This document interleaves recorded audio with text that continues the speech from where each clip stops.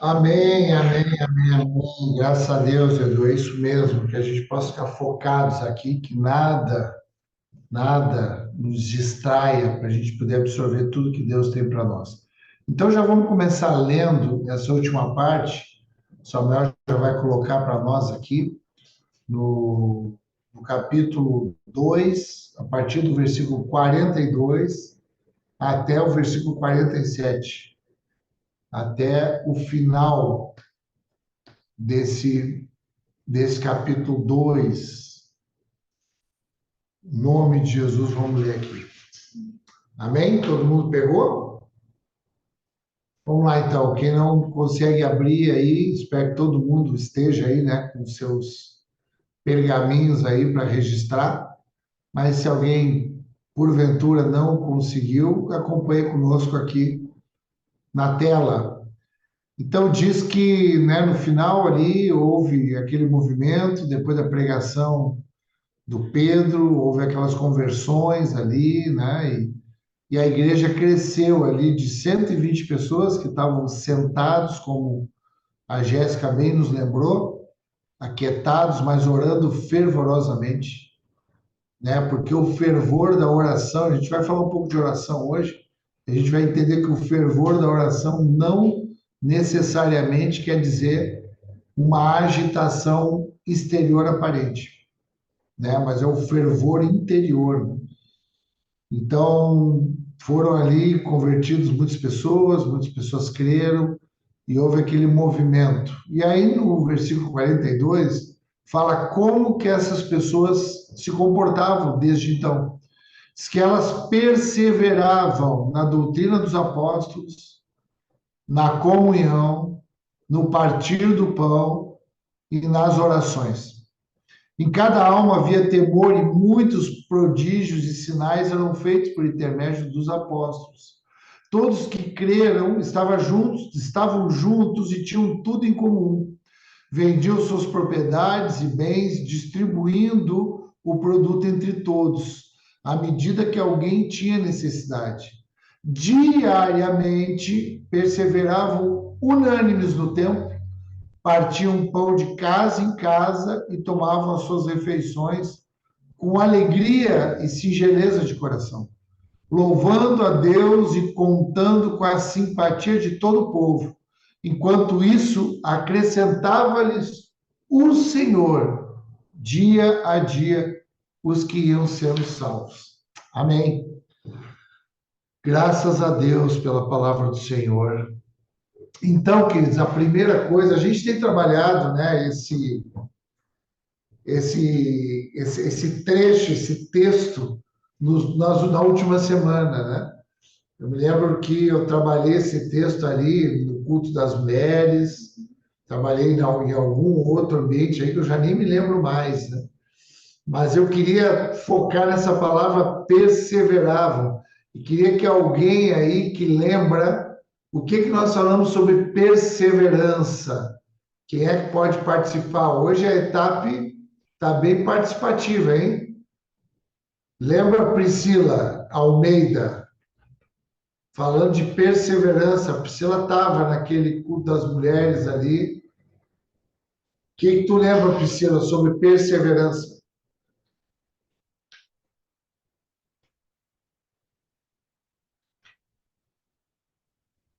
Priscila?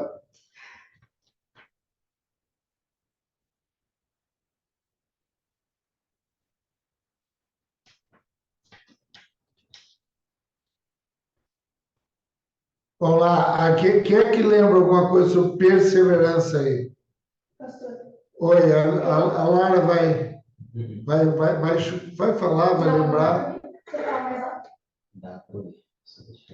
Eu não me lembro se é exatamente essas palavras, mas eu acho que, pelo que eu me lembro aqui, a gente falou sobre a questão do movimento e da continuidade.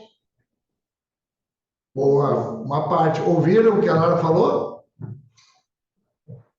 Sim, disposição e continuidade. Disposição e continuidade. Isso aí, amor.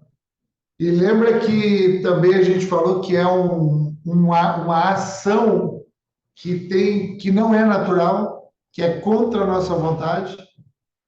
Então, perseverança é um ato contra a nossa vontade, é um ato a partir do conhecimento daquilo que Deus quer que seja feito.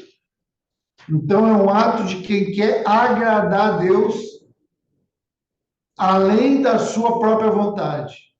Então, se precisa perseverança, não vai ser uma ação natural. A nossa ação natural é para o pecado, é para a desobediência, é para fazer coisas que são a partir do nosso coração e não a partir do coração de Deus.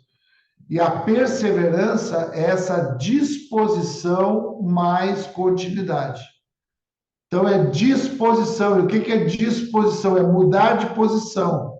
Dispor, disposicionar. Sair da posição A para a posição B. Sair da posição da inércia para a posição da obediência em direção a alguém.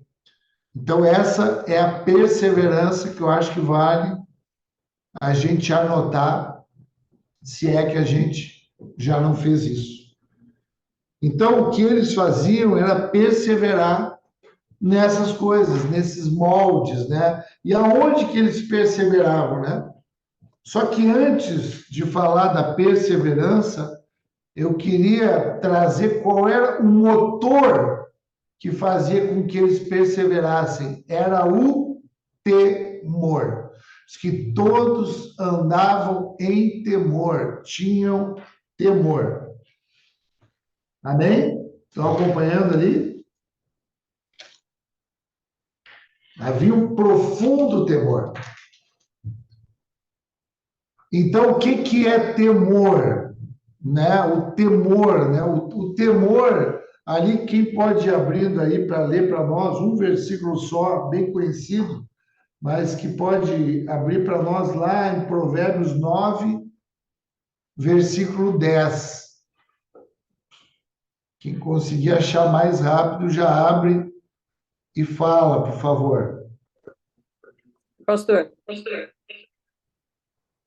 o temor do Senhor é o princípio da sabedoria. O conhecimento do santo resulta em discernimento. Então, o temor do Senhor é o princípio, é o começo da sabedoria. Então, é o começo do alcance da sabedoria de Deus. Porque só é sábio quem alcança, quem recebe, quem acessa a sabedoria de Deus. Então, o temor, o que é uma pessoa que anda em temor? Uma pessoa que anda em temor não é uma pessoa que tem medo. Então, o medo está ligado com o medo da punição,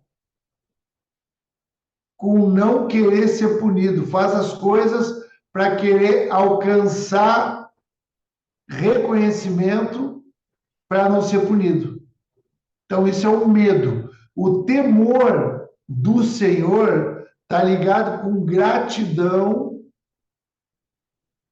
de querer agradar. Quem, podendo nos punir, não puniu, porque é o nosso Pai. Então, por a gente acessar esse amor que perdoa e absolve, é que a gente, em constrangimento, teme, não quer errar, quer agradar o Senhor. Por isso que esse motor do temor faz com que a gente persevere, que é um ato contrário àquilo que a gente quer. Porque agora o que a gente quer é agradar o Senhor e obedecê-lo. É importante isso, viu, irmãos? A gente entender, porque muitas vezes a gente está lidando com Deus com medo da punição e pensando que a gente fazendo alguma coisa que o agrade, a gente pode ser recompensado.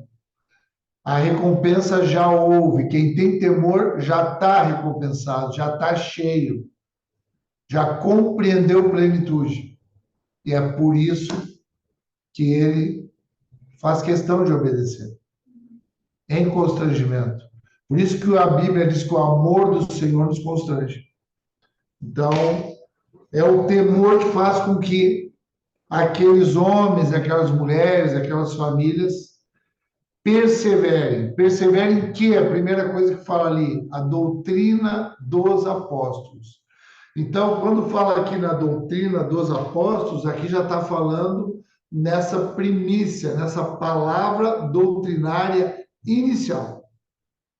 Aquela palavra que foi fundamentada pelos apóstolos. O Evangelho de Jesus Cristo gerou uma sã doutrina que os apóstolos firmaram, ensinando e vivendo, tendo essa coerência do ensino com a expressão visível. Essa era a testemunha. Então, a doutrina dos apóstolos, eu queria que a Rosângela lesse aí 2 Timóteo 4, versículo 1 e 2. Por favor. Para a gente entender um pouco o que é essa doutrina dos apóstolos que o apóstolo Paulo está falando para Timóteo. Então, vamos abrir ali em 2 Timóteo 4, versículo 1 e 2.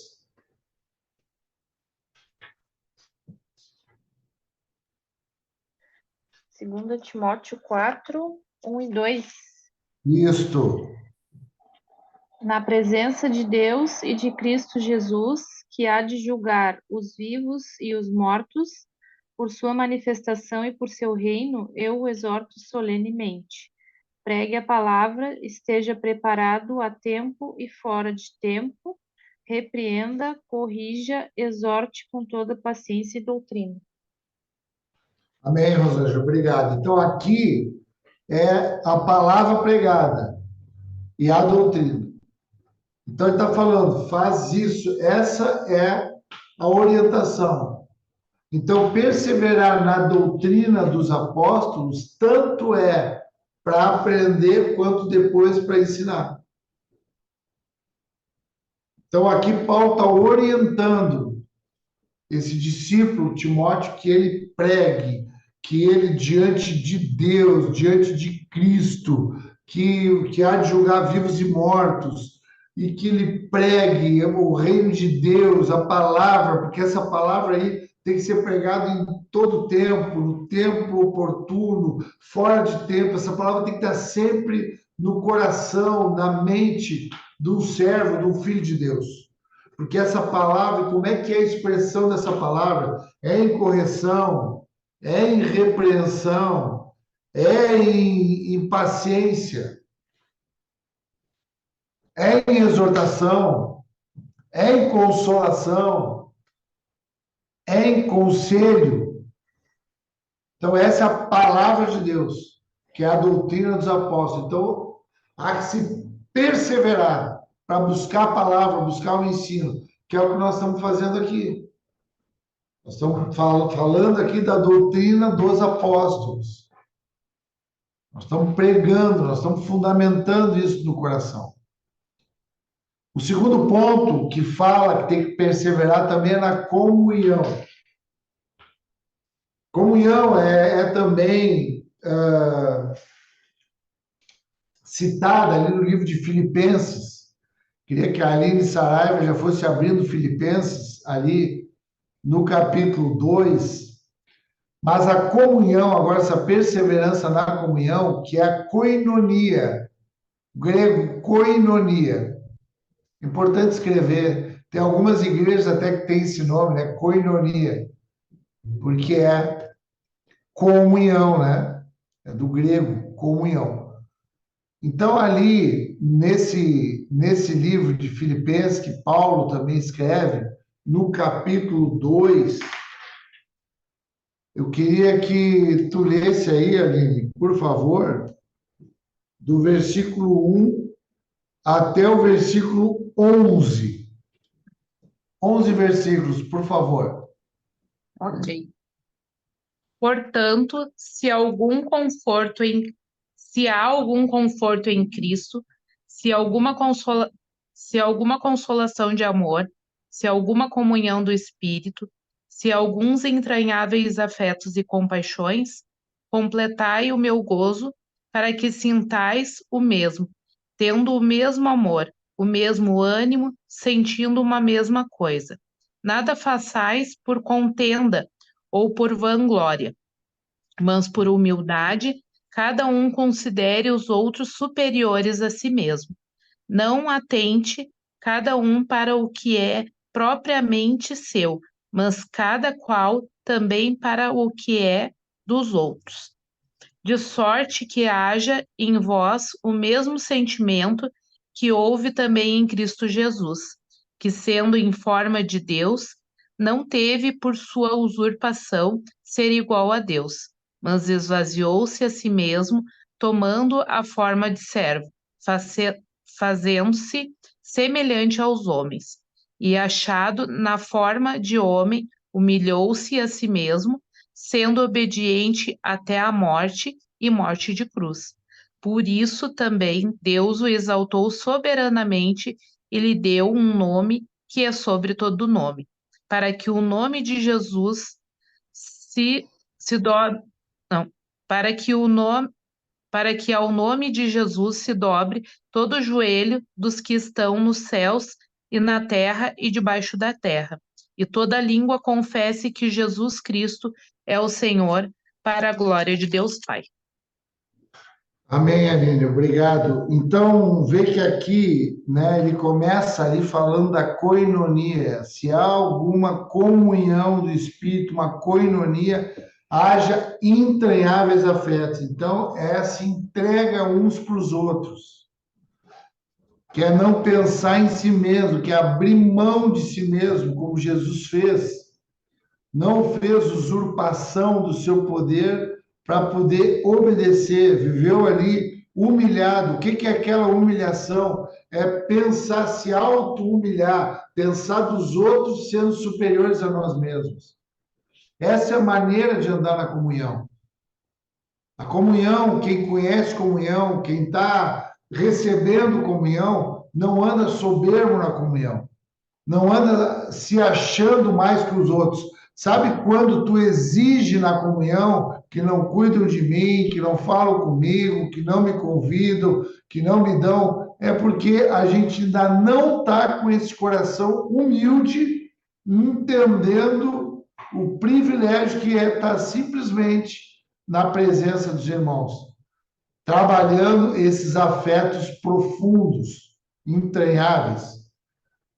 Então, essa relação de humildade aponta para Jesus e fala: o sentimento é o que houve em Jesus.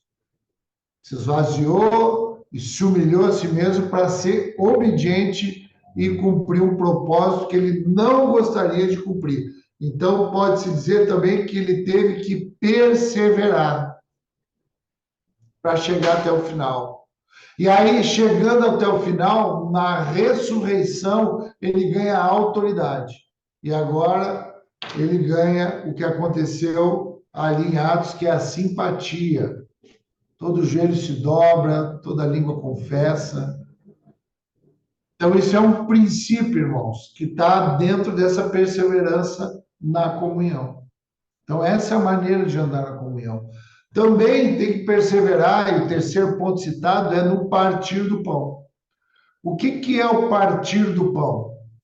O partir do pão tem um sentido também figurado da Santa Ceia, que é a figura de se repartir a si mesmo. Mas, naquilo que é o sentido mesmo literal, é uma comunhão mais íntima. Agora é um partir do pão. Agora é sentar na mesa. Agora é comer junto. Agora é dividir uma mesa junto. É saciar a sede e matar a fome juntos. A intimidade, trazer para casa, ir na casa. Essa comunhão de forma mais íntima. Então, tinha que perseverar. Às vezes a gente não quer estar com esse intuito, com essa motivação, com essa intenção na casa das pessoas. Então é importante perseverar também, convidar para tomar um café, vamos sair, investir na vida dos irmãos. Como obediência a essa palavra, que é perseverar no partir do pão. E o quarto elemento, então, são a doutrina dos apóstolos, a comunhão, o partir do pão e as orações. Então, as orações, o que são essas orações? Essas orações é o ambiente pelo qual todos esses aspectos e a nossa própria vida está mergulhada. O ambiente de oração contínua. Eu queria pedir para a Laura abrir aí o livro de Paulo aos Efésios, Efésios 6:18. Esse ambiente de oração, então, essas quatro questões, esses quatro comportamentos citados, eles são conectados, eles são coligados, não é uma coisa separada da outra. Não adianta ir só orar, ou ir só ler a palavra, ou ir só na comunhão, não. Isso aí é num sentido coletivo. E a oração é o que acaba cobrindo todas essas áreas de atuação. Então, lê para nós, Laura, por favor. Efésios Pastor, 6:18. eu ia perguntar. Orem no Espírito em todos os momentos e ocasiões. Permaneçam atentos e sejam persistentes em suas orações por todo o povo santo. Olha só. Então, orem agora em todas as ocasiões, e algumas versões falam em todo o tempo. Ore em todos os momentos, sem cessar. Então, é alguém que está com a mente conectada nesse ambiente. O temor leva essa pessoa a perseverar nesses ambientes de palavra, de ensino, de comunhão, de repartir o pão e ambiente de oração. Gente que ora no Espírito, gente que ora lá nesses entranháveis afetos. Todo o tempo. Por todos os santos, por tudo aquilo que está acontecendo. Irmãos, essa igreja está acontecendo em toda a terra. Essa igreja não é privilégio de ninguém. É uma ação espiritual de Deus em toda a terra. Por isso que nós precisamos aprender o que é isso que está acontecendo para cada vez mais sermos participantes intencionais, tomarmos as nossas decisões e fazermos as nossas escolhas no que diz respeito ao que temos aprendido e recebido de Deus. Então, esses eram aspectos essenciais daquilo que era a formação da igreja naquele primeiro momento. Diz que eles se reuniam num só lugar e que compartilhavam tudo que possuíam, tinham tudo em comum. E diz que uma outra ação também que começou a acontecer é a partir desse temor, essa perseverança, essa maneira comum de pensar nos princípios, gerou no coração deles ali um desprendimento. Então escreve aí um desapego, o princípio de renúncia, uma generosidade, a ponto das pessoas não pensar mais que as coisas eram suas,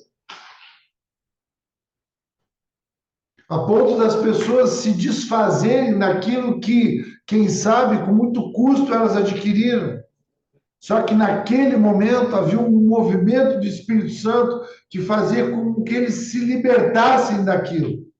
E eles entendessem que mais importante do que só eles terem a sua garantia, era importante aquilo que eles tinham garantir aquele ambiente.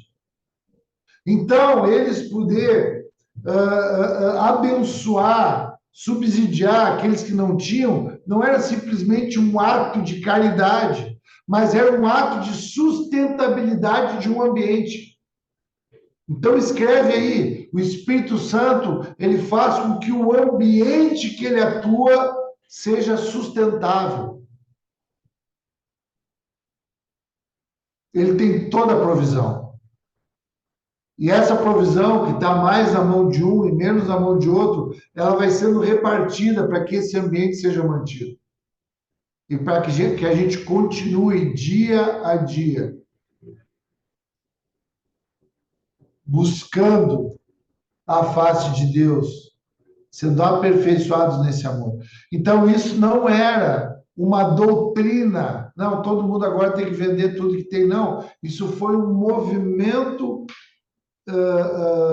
extravagante e temporário. Então, escreve aí. Foi um movimento extravagante e temporário, não uma doutrina. Foi para mostrar naquele momento o coração das pessoas que são invadidas pelo Espírito Santo, como é que eles ficam no princípio.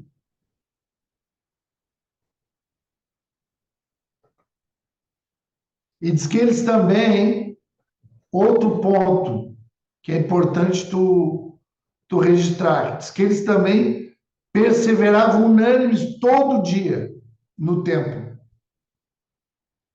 Aqui também é um princípio. Isso aqui tu não pode ler de forma literal. Pô, eu tenho que ir todo dia na igreja, então? Não. Hoje não precisa ter nem igreja, propriamente dito.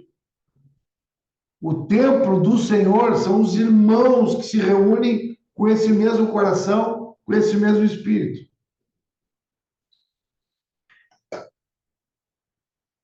Então, o que acontecia aqui, porque se poderia fazer isso nesse tempo.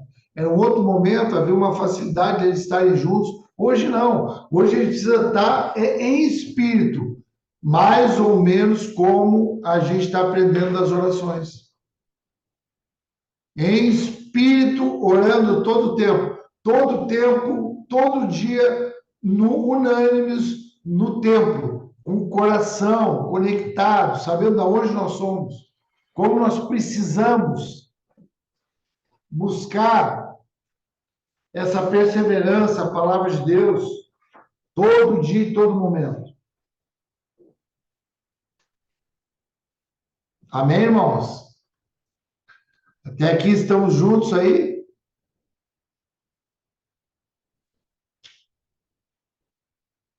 Muito bom. E aí, a gente chega numa parte final agora. Então, falamos de perseverança, que é a partir do temor. Falamos ali também desses movimentos que ocorriam no coração, que faziam ele se desprender. E eu quero chamar a atenção também mais de dois pontos agora para a gente poder se encaminhar para o final. O primeiro ponto, ele está no versículo 43. Diz que esse profundo temor gerava no entorno deles sinais, maravilhas, prodígios, movimentos espetaculares acontecendo em torno deles. Então, isso começa também a acontecer nesse ambiente. O Senhor dá sinais de cura, dá sinais de arrependimento, dá sinais de conversão. Nós temos um sinal de cura aqui que Deus deu para a nossa comunidade, que é a vida do pastor Tiago. Amém, irmãos? Acho que todo mundo sabe, aí todo mundo está a par, né? Do que nós vivemos aqui com o Tiago, né? Com o nosso Tiago. A angústia que nós vivemos ali durante 3 anos, né? De ficar sem entender o que estava acontecendo e, de repente, da noite para o dia, por assim dizer, né? Ele levanta e ele está em pé conosco, e hoje está forte aí, está vigoroso aí, graças a Deus. Um sinal que Deus deu para edificar a fé da comunidade. Então, a gente pode pensar que Deus abateu o Tiago para poder erguer ele, levantar ele. no nosso meio, para que nós todos fôssemos edificados na fé, para continuar perseverando, para continuar andando em temor. Então, esses sinais, essas maravilhas, elas acontecem no meio do povo. Às vezes não é tão extravagante como aconteceu conosco, né? Aqui, nesse momento, aconteceram coisas. Nós vamos ver aqui um sinal no capítulo 3, na próxima semana, que é muito relativo a isso que nós vivemos com o Tiago. Semelhante. Mas às vezes não é. Às vezes são outras curas, são outros movimentos de libertação, que a gente sabe que aquilo ali é a partir desse movimento apostólico mesmo que a igreja vive. Graças a Deus. Amém, queridos? E o último ponto que eu quero abordar, lembrando também, queria lembrar também que esses sinais, esses milagres, esses prodígios, essas maravilhas, também são resultados que a gente começa a obter. São frutos que a gente começa a ter como igreja, como comunidade. Começa a ver alguns resultados, alguns frutos, né? Às vezes alguém começa a prosperar muito financeiramente, isso é o resultado, isso não é uma promessa. Você é responsável em dizer que é uma promessa, mas isso pode ser o resultado. Alguém começa a ficar evidenciado naquilo que faz. No ambiente da comunidade, esse ambiente de doutrina, de oração, de comunhão, alguém começa a ter resultados extraordinários. Como Jesus começava a fazer milagres e tinha ali resultados extraordinários. Mas não era pelo resultado, não era pelo milagre, mas era pelo sinal que edificaria a fé dos que estão dentro e chamaria a atenção dos que estão na periferia, ao redor. E aí, pensando nesses arredores agora, eu quero entrar nesse último ponto, que é o ponto do versículo 47. Deixa eu ler aqui na minha versão.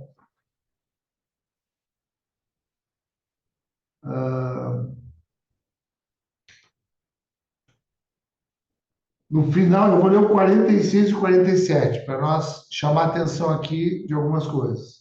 Então, eles adoravam juntamente no templo diariamente, reuniam-se nos lares para comer e partiam o pão com alegria e generosidade, sempre louvando a Deus e desfrutando a simpatia de todo o povo. E cada dia o Senhor lhes acrescentava aqueles que iam sendo salvos. Então, aqui a gente precisa lembrar que era um ambiente de muita opressão, de muita pressão, de muita violência. Aqui a igreja estava vivendo um nível de perseguição, quem sabe jamais visto. O próprio Jesus tinha morrido há alguns anos. Então, o nível de violência, de rejeição, de opressão era muito alto. Então, queridos, quando Deus reúne a partir do Espírito Santo essas pessoas, como o profeta Joel falou, né? Que agora o Espírito Santo está derramado sobre toda a carne, que os filhos e as filhas vão profetizar e que os jovens, os velhos, serão sonhos, serão visões, serão movimentos de Deus ali, é para essa reunião ser sustento nesse momento opressivo externo. A vida, ela oprime externamente. Estamos falando de um tempo aqui, mas hoje a gente vive também, sempre vai viver uma opressão. Por quê? Porque o príncipe desse mundo, Deus desse século, porque esse mundo jaz no maligno, ele é um mundo opressor e opressivo. Por isso que quando nós não estamos andando em comunhão, nós andamos oprimidos e oprimindo. num campo da inconsciência. O único lugar que não oprime e que não é oprimido é a comunhão, é a igreja. Que a única maneira de resistir fora da comunhão é oprimindo e sendo oprimido. É escravizando e sendo escravizado. É enganando e sendo enganado. É explorando e sendo explorado. Então, nesse ambiente de opressão, olha o sentimento que gera essa perseverança, esse temor, essa maneira desprendida com as suas coisas materiais, esse jeito de andar, gera singeleza de coração e alegria. Alegria e humildade, algumas versões falam. Sinceridade de coração, falam outras versões. Olha qual é o sentimento que fica no meio da comunhão. Então, mesmo que haja essa opressão, mas o sentimento que perdura e que sustenta é essa alegria que ninguém pode tirar. Essa espontaneidade, essa autenticidade, essa singeleza de coração, um coração puro, um coração humilde. E aí, qual é o ambiente? O ambiente de louvor, ele louvava a Deus. O que é louvor? Louvor é gratidão. Louvor não é música. Apesar de a gente chamar música de louvores, e não há problema nenhum, mas é importante que nós saibamos que louvor é gratidão. É expressão de gratidão. Pode ser música, pode ser pintando um quadro, pode ser dando um abraço a alguém, pode ser dançando, pode ser conversando, porque o louvor ele é um aspecto subjetivo, intrínseco no coração do homem. Então eles louvavam a Deus, o povo andava grato, andava caminhando grato, não andava caminhando murmurando. Então isso é um aspecto geral da comunidade. Isso não quer dizer que, por exemplo, alguns de nós da comunidade não andem em algum momento reclamando e murmurando, porque o corpo às vezes adoece em algumas partes. Mas o geral anda louvando, e até essa parte que está doente é momentaneamente, daqui a pouco ela está louvando também. Aleluia! É um aspecto natural de quem está vivendo algo diferente, algo novo. Mesmo no meio de uma opressão, mesmo no meio de um mundo dissimulado, ele anda com autenticidade, ele anda como uma criança, ele anda alegre, grato. E aí o que isso gera? Porque o que faz com que esse povo ande desse jeito é o amor.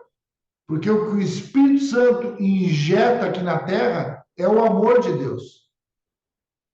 Encontrando os seus filhos. Um pai que encontra os seus filhos por amor. Que o mesmo amor que o Espírito Santo injetou, inseminou em Maria e gerou Jesus. E depois Jesus, ele é inseminado na terra também, porque ele é entregue ali naquela cruz. É Deus entregando por amor. E agora o Espírito Santo vem e traz amor. Por isso que ele nos amou primeiro. E esse amor é que gera essa comunidade, essa família forte em Cristo. E aí esse amor que gera esse temor, essa perseverança, essa singeleza de coração, essa sinceridade, essa alegria, essa gratidão, isso chama a atenção das pessoas.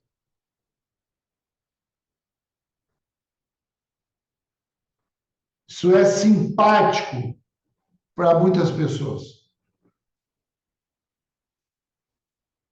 E aí diz que eles vão andando de forma muito natural, sem preocupação, e o Senhor vai acrescentando dia a dia. O Senhor vai acrescentando dia a dia. Amém, Eduardo? Vai lá e vai em paz, meu irmão. Bom trabalho aí. E o que quer dizer o Senhor vai acrescentando dia a dia? Aí o Senhor vai acrescentando a igreja. Ou seja, nós podemos estar aqui, por isso que a gente não tem que ficar preocupado em visibilidade, em ver o crescimento aqui. Tu tem que crer que tu está fazendo aqui, o Senhor está acrescentando lá na Rússia, no Afeganistão, na Espanha, nos irmãos lá, que estão também entregando as suas vidas em temor e perseverança. E frutos aqui do nosso sangue aqui, brota lá na mão deles. E às vezes o que eles estão, um homem que está pregando lá numa tribo inóspita, daqui a pouco salta alguém se convertendo aqui no nosso meio. Por isso que a gente tem que ter muito cuidado de estar dizendo gay para Jesus, essas coisas, né? Esses jargões assim que são... A gente fala que às vezes denota para a gente mesmo, para o nosso coração, algum tipo de mérito que não há. O Senhor acrescenta dia a dia, todos os dias. Não precisa se preocupar em inventar metodologia. Não precisa se preocupar em fazer... como é que se fala do circo? Fazer malabarismo. Não precisa se preocupar. O Espírito Santo. Nós temos que se preocupar em perseverar. Na doutrina, comunhão, partir do pão, orações, temor no coração, pensar os outros superiores a nós mesmos, guardar o nosso coração, andar juntos, singeleza de coração, alegria que ninguém pode tirar, louvando ao Senhor com gratidão, sabendo que está alcançando a simpatia das pessoas. Alguns vão perseguir, a maioria vai perseguir, a maioria vai caluniar, mas alguns vão se render. Eles estão vendo, as pessoas estão vendo essa igreja caminhando. Irmãos, para a gente finalizar aqui, trazendo uma conclusão. Trazendo uma conclusão para esse capítulo e para essa terceira parte do capítulo 2. A igreja, irmãos, a igreja, ela tem que ser autêntica, ela tem que ser espontânea naquilo que ela foi feita para ser.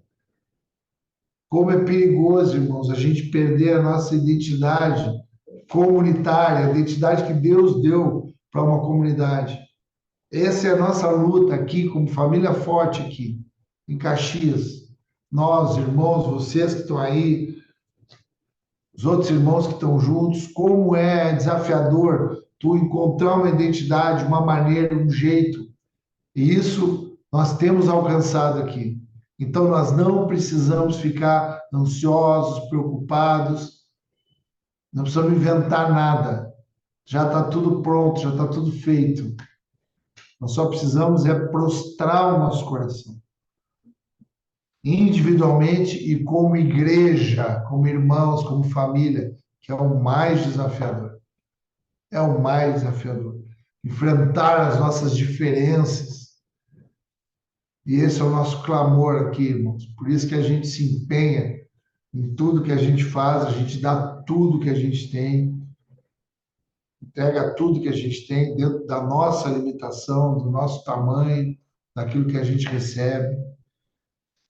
Mas fica uma conclusão final, que a igreja tem que ter espontaneidade e autenticidade. A gente está perdendo a nossa identidade como igreja. Todo mundo perde a identidade.